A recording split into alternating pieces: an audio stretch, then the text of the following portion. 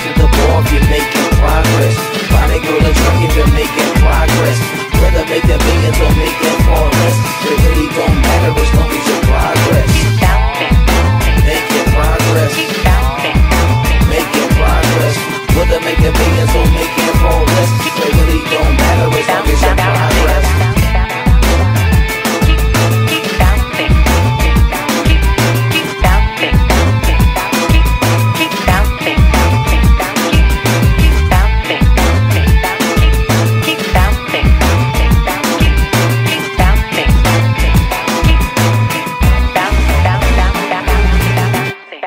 Hey y'all, hey, how my cuties doing? I am your host, California Cutie, and I'm coming to you guys with a new video. So, hopefully everyone is having an amazing day or an amazing evening. If you have not been here before, I would like for you to subscribe to my channel. If you've been here before, and you enjoy my content, I would like for you to like the video, share the video as well, and you can leave me a comment below to let me know that you're here and that you watched the video and just show me some love. Don't forget to leave those cuties in the chat, my little tangerines, to show my love, show your love for me or what I'm talking about. So anyway, I hope all my cuties are doing well. I'm doing well. Can't be better. And even if I could complain, I wouldn't. So that's not what I do. And we don't do that on our channel. On this channel, I should say. Because complaining doesn't lead to nothing but negativity. And we are about positivity on this channel. So yeah, that's what we're doing here. So hopefully everyone is in a great mood. I just want to bring something that is going on in LA to the table and let you guys know about this exhibit that is about to be, I mean, when I say amazing, I'm so pumped about it, and I'm excited to share with you guys just some, an exhibit that I found online. You guys may or may not have heard about it, but it's exclusive to Los Angeles. I'm sorry, y'all. It's exclusive to LA, California, downtown LA Live to be exact. And it started January 21st, and it is going to April 17th. So I know y'all like California Cutie. What are you talking about? What are you talking about? I am talking about the Tupac exhibit. Yes, you guys heard me correctly. It's April 1st, and this is not an April Fool's Day joke. It is all about my guy, our man, Tupac Shakur. He has an exhibit exclusively in Los Angeles, California, downtown at LA Live to be exact. We have only about a little over 2 weeks left of the exhibit. It started January 21st. It is ending April 17th. So with that being said, I just want to share with you guys some things that I read about that's making me really, I already want to go, because who doesn't like Tupac? I was there for, the beginning of his career. Like, I was there. Like, I had something to do with his career. I say that I've been following his career since the beginning. So I'm excited to see some things that they have at this exhibit. And if anybody's going to be in the LA area from now, April 1st, till April 17th, you guys can purchase tickets, I'm sure, through LA Live, or go on Google. The name of the exhibit is Wake Me When I'm Free. So, and I'll get into why it's titled that and all that in a bit. But yeah, I just want to come let you guys know about this awesome exhibit that is down here in LA, California, California Cutie. Anyway, but yeah, LA, California, and the exhibit that they have for Tupac. So I'm going to go ahead and read some things that I found out about it, and I would love to share with you guys. So yeah, you guys already know that these eyes are a little old, y'all. They're a little old. So I gotta go get me maybe some LASIK. I don't know if I want some glasses or some contacts. I mean, I just feel like waking up and just seeing stuff like I used to. So anyway, let me let you guys know, or read from Kaylin Brown, who wrote this in an article. So it starts with Tupac Shakur, Wake Me When I'm Free, the museum experience that commemorates the acclaimed rapper, actor, and activist. And it is not just an hip hop exhibit. It says the immersive exhibits the. I always do this. I'm not even gonna say that. The exhibition. Okay, the exhibition. The Immerse exhibition, which debuted on January 21st in Los Angeles, highlights Shakur's brief but impactful recording career, which lasted only 5 years due to his tragic murder in 1996. That was so tragic. Whew, we'll talk about that later. Anyway, it says, but the overall purpose of the thought provoking museum, which is backed by Shakur's estate and has been years in the making, is to provide visitors with a deeper understanding of his life and work by exploring his childhood, revolutionary roots, and pivotal moments in his career. It also says that the exhibit has been very good about sharing everything with family and people who were close to him. Um, his godfather and a special advisor to this state says so nothing was edited out because people said don't show it because that's not who Tupac was. So basically, we're gonna get the real uncut, unraw version of Tupac, which I'm greatly appreciative of that because we all know we are not saints. He was not a saint. He had stuff that he had, he had demons he was fighting. I'm like, I don't like to use the word demons because it just sounds bad. But, he had trials and tribulations to go through so that he could get his word, across and stuff. So I'm looking forward to the rawness of that.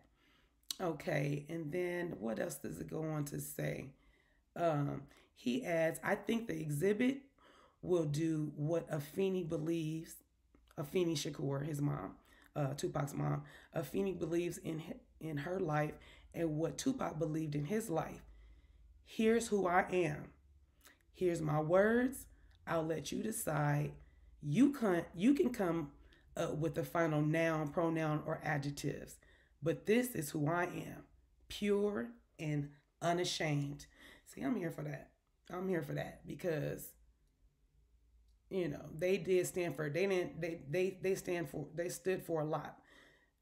So because Shakur's Tupac's mom, Afeni, was part of the political activist, the Black Panther Party. So just with that in itself. So it goes on to say Shakur's mother, Afeni Shakur, who was a political activist and former member of the Black Panther Party, established a blueprint for the exhibit years before her death.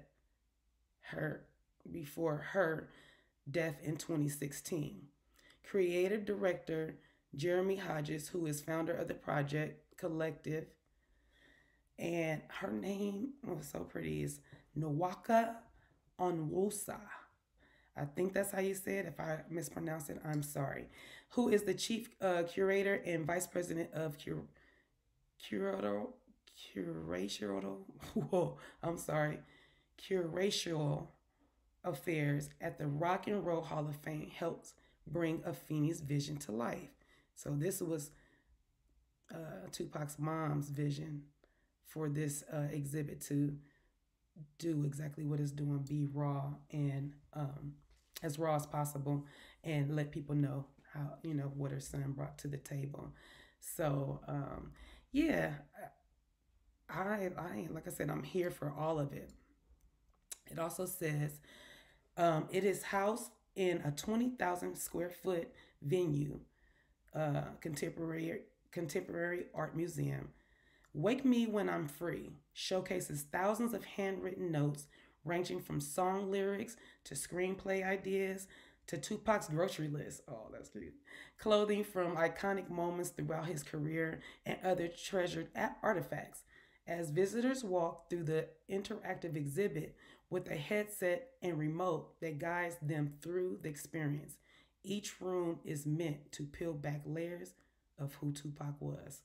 So I'm loving the interactiveness of the exhibit. That sounds really fun. I'm sure, with the remote, you got your headsets on. Okay, they're giving us a different kind of experience, not just walking through a museum and some guide is trying to tell you to look at this artifact, or sometimes I can get a little boring. It is a very educational, but sometimes I can get a little boring. So I'm digging that they got the headsets and um, the remote to guide you through this experience. That's pretty hot. I like that a lot. What else it goes on to say? So as visitors enter the Wake Me When I'm Free exhibit, one of the first images that they will see is a 10-foot statue of the Egyptian queen Nefertiti.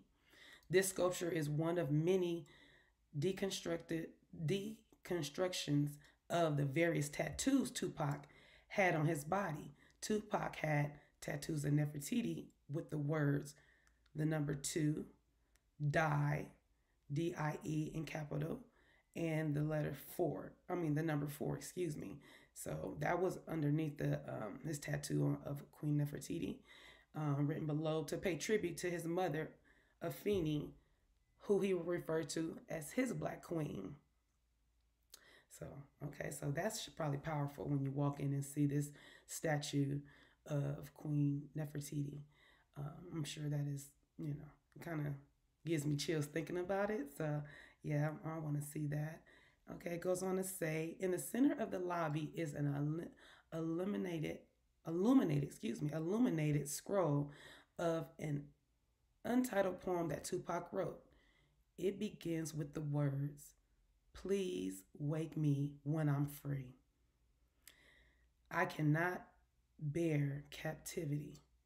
That's the end of the quote, which is where their title of the exhibit comes from. So, okay, so now we know why they named it "Please Wake Me When I'm Free." So that's where the title comes from. Something that Tupac wrote. Who would have knew? One of his words would be his part of his exhibit. So that's pretty cool. What else does it go on to say? The third gallery inside the exhibit is dedicated to Shakur's mother, Afeni, and her activism with the Black Panther Party. Afeni joined the organization at the age of 21 in 1968 and became one of the leaders of the Harlem chapter.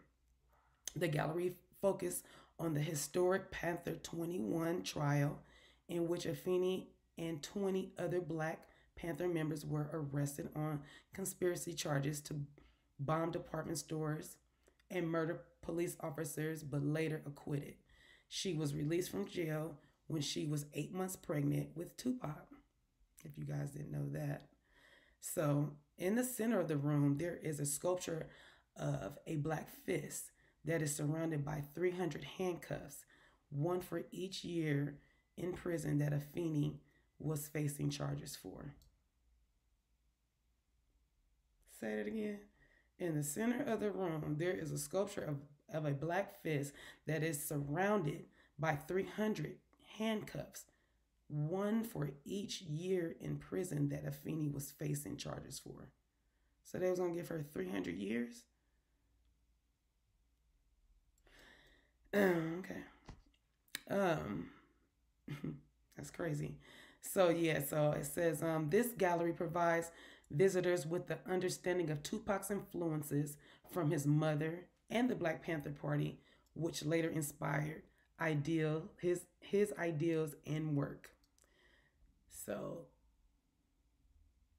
that's just wow. Okay, and then it says, we go on to say, the next room depicts moments from Tupac's childhood, including the tricycle he used to ride around during Black Panther meetings. His godfather said he remembered Tupac riding through the house on his tricycle with his helmet, and "You better get out of his way," said Jamal Joseph, who was a member of the Panther 21.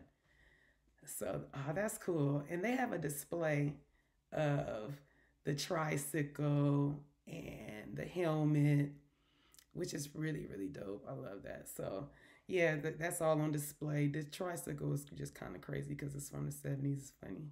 Um, so, yeah, so he also, the Godfather also went on to say, depending on the character, I said, okay, so he's part of the Black Panther 21, and who he was that day, depending on the character he was playing, meaning Tupac. So it could have been a football player that day, it could have been an astronaut, but whoever he was gonna be, here he come. So then that's pretty cool. Just I love this. And then it also says he added, so to talk about that story and to see that story be larger than life and to know that Tupac's energy was larger than life when he came through that room is really amazing, quite amazing. So yeah, they had that on display, his tricycle and the helmet and stuff. Dang, I don't know how Afeni Shakur managed to keep that tricycle. That's kind of dope that she kept that. Um, so yeah, let me go on to let me see. So yeah, so he also added, this is what Afeni said and she believed in. Oh, okay, my bad. Let me go back. There's artifacts and stuff that I forgot. So, um, Tupac was made to read at 11, right? He had books. His mom made him read all kind of books and newspaper clippings and all kind of stuff. So that um, attributed to how he, became an activist or, knew the surroundings and what was going on around him in the world around him. So this is what Afeni said she believed in. In my home, a book, any book is sacred, a sacred item in my home. A book is more important than a light bulb. A book is more important than a sofa. A book is must be preserved. That's the home Tupac grew in. So the exhibit is filled with newspapers and some books that Afeni instructed Tupac to read in order to strengthen his mind. These habits would later strengthen his pen as well, as we all know. So that's another room full of that. I love that. Oh, I can't wait to go. Okay, so moving on to the, I guess, more into the gallery. So it says, perhaps one of the most inspiring galleries in the expansive exhibit is the room that is dedicated to all of Tupac's writing works, or written works, is filled with more than 320 pieces of paper, which details everything from his early poem and songs, lyrics, soundtracks, potential actors for his future films, and ideas and screenplays. One of the display's pages, titled People to Contact, shows a list of celebrities Tupac planned to reach out to one day, including the legendary producer Quincy Jones. I think he manifested that one. That's pretty crazy. And pop superstar Janet Jackson, another manifestation. Clearly, we'll get to why he manifested, how he did that. He would later go on to getting engaged to Quincy Jones' daughter, that's Kadada Jones, and co-starring with Janet Jackson in John Singleton's 1993 movie Poetic Justice. So this is just one of the many visions that Tupac manifested for his life through writing. Ain't that crazy? That's why you have to be careful with, what you say, because positive or negative, some things that you say can come back to you, or like I said, positive or negative. Be careful what you wish for. Be careful what you say. Be careful, or say it with purpose and with meaning, and make sure that it's for the right reason. So, yeah. The last thing I wanted to say was this wasn't his first exhibit either. He had an exhibit in the Grammy Museum as well in 2015. So that one was called All Eyes on Me, The Writings of Tupac. So I didn't get a chance to see that one as well, but I'm sure It probably was just as good, but because this one is not the Grammy Museum, there's nothing else around it surrounding other than Tupac and maybe his mom and the Black Panther Party. I'm thinking this one is probably going to be a little bit more intimate. Intimate.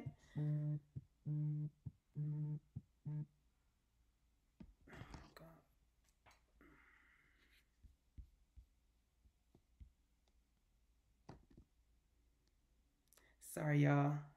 Anyway, it like I was saying, it probably wasn't gonna be as intimate, but I still think that it probably was just as good, just just as nice. Um, Lastly, they also do a display of the studio he worked in as well. I shouldn't say lastly. I think there's a couple of more things that I can discuss about this, but one of the things they do have is recording studio or a recording studio that maybe he worked on. It says this room displays a rec- uh, recreation of Can Am Studios, the notorious Death Row's record studios where Tupac recorded his 1996 All Eyes on Me, featuring hits from How Do You Want It? How Do You Need? How Do You Feel? Oh, I love that song. Okay. And that, of course, featured Casey and JoJo. Matter of fact, I was in the studio for that. Yeah. I was in the studio when they made that. The only thing is, uh, I met Casey and JoJo, and I also met Danny Boy, and I also met Aaron Hall that day. Tupac wasn't in there, y'all. Ain't that tragic? Lord have mercy. But yeah, that was a good day. That was really a good day. So they made that song. I mean, that song was on there in the Ambitious of the Rider. Hey, I love that one because that that beat just pop. Yes, come on, pop. And All About You. So the Southwest Hollywood Studios, where several other hip hop greats, including Dr. Dre, Snoop Dogg recorded, is now owned by Top Dog Entertainment.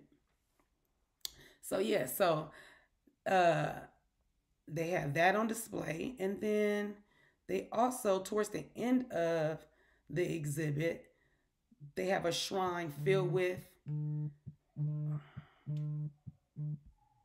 They have a shrine. Excuse me a second, y'all. Let me get back to the screen. They have a shrine filled with clothing that Tupac wore during the last 11 months of his life. Some of the memorable outfits include the all white suit he wore in the I Ain't Mad at Ya music video, the leather vest he's wearing in the album cover of All Eyes on Me. I love that vest. Oh, hunty. Tupac, sexy in the vest, babe, sexy in the vest. And then the Versace suit he wore to the Grammys in 1996.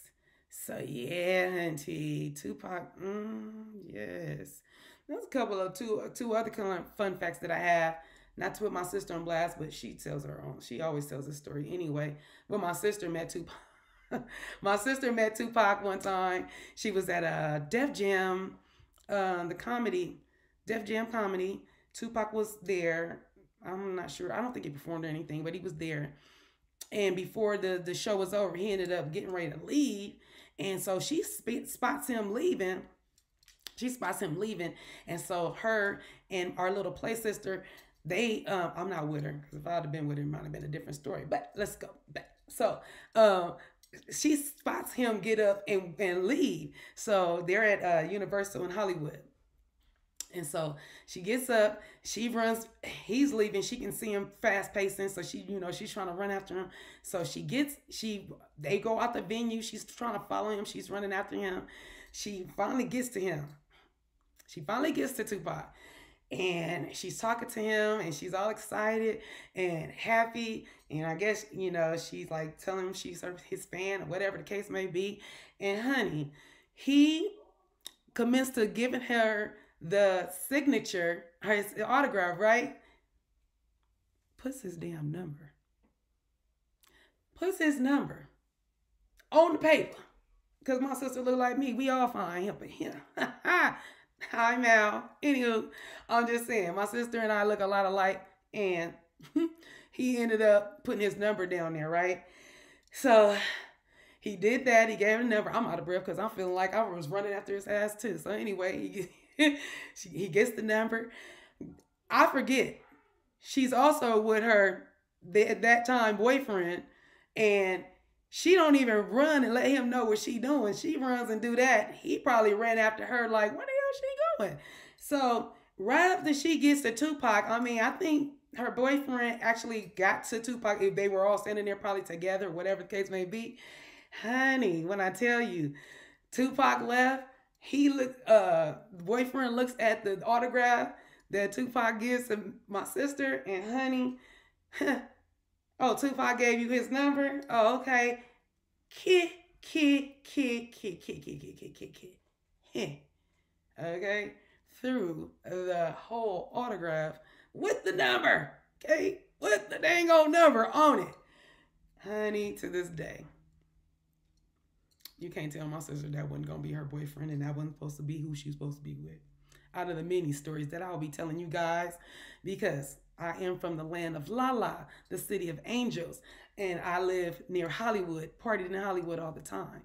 So I have so many Hollywood stories to tell you guys. So this is just one of many that you guys will hear. And I don't have to say allegedly. You know why? Because, well, I wasn't there for that story.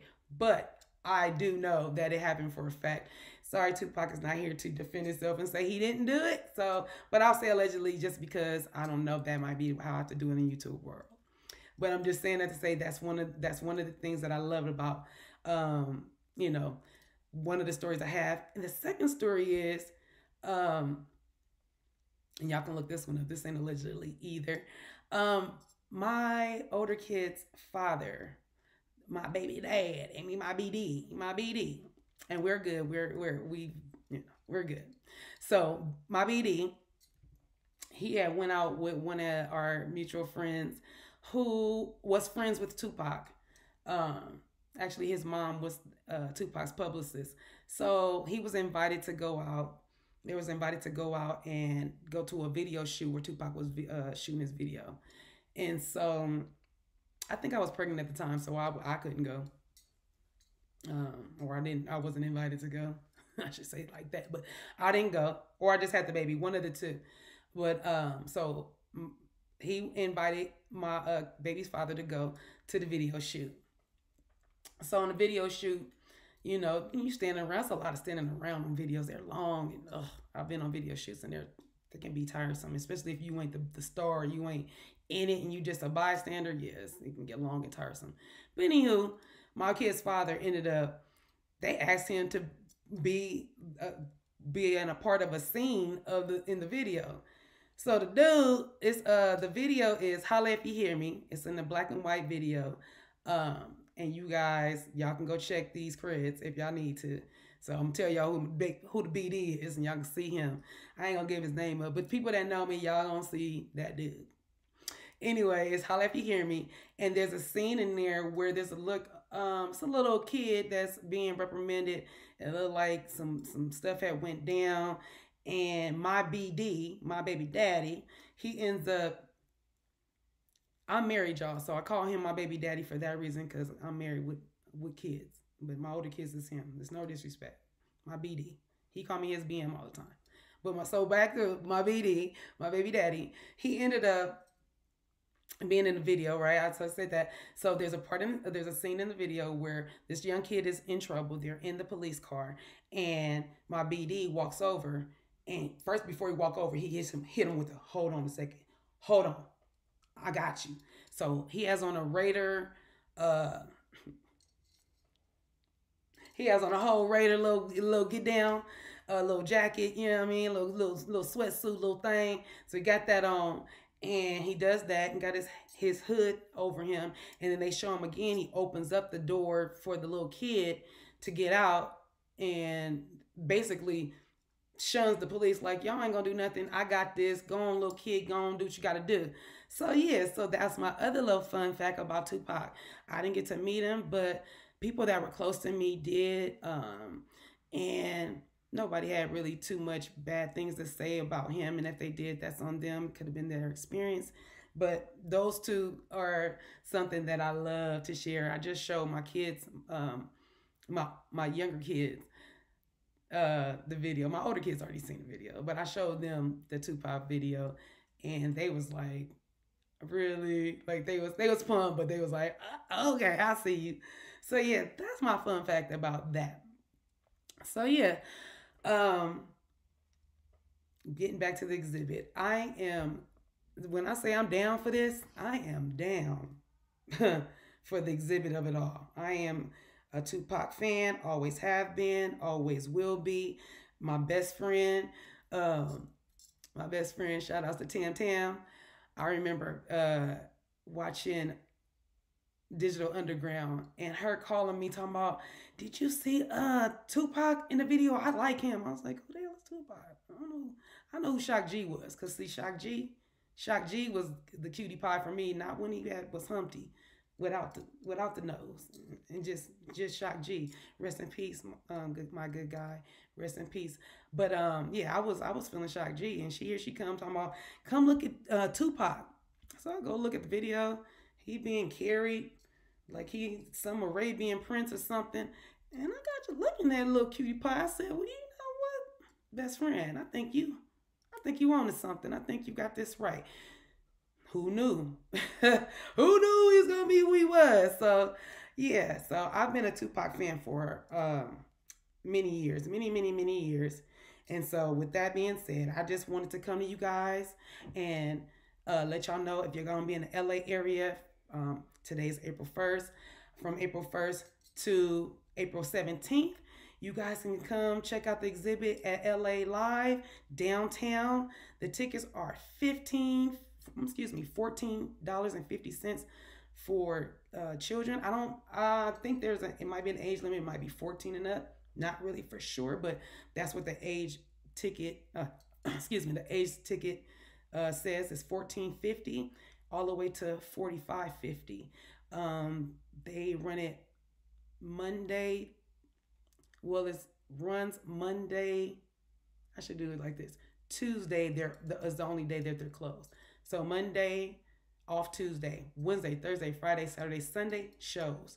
And their shows are like from 12 to like 8 at night or 7 at night. And then on the weekends, they run until about 9 or 10. So I'm telling y'all, if you're in the LA area during in the next 17 days or so, you guys go check that out, because I plan on going to go check it out myself and probably doing another review and letting you guys come back to you guys and letting you guys know how it was. And one of my girlfriends, she went, so I'm gonna pick her brain and see how she thought about it as well.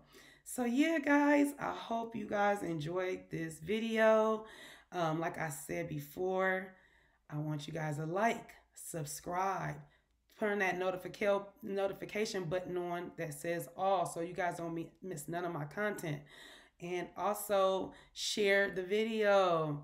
Okay, cuties, thank you for rocking with me today on the West Coast. You know, I was about to say the best coast, but that wouldn't be politically correct, and that ain't even, it ain't about the best or the whatever. We're all the best. We all strive to be the best. So that's where we at with it.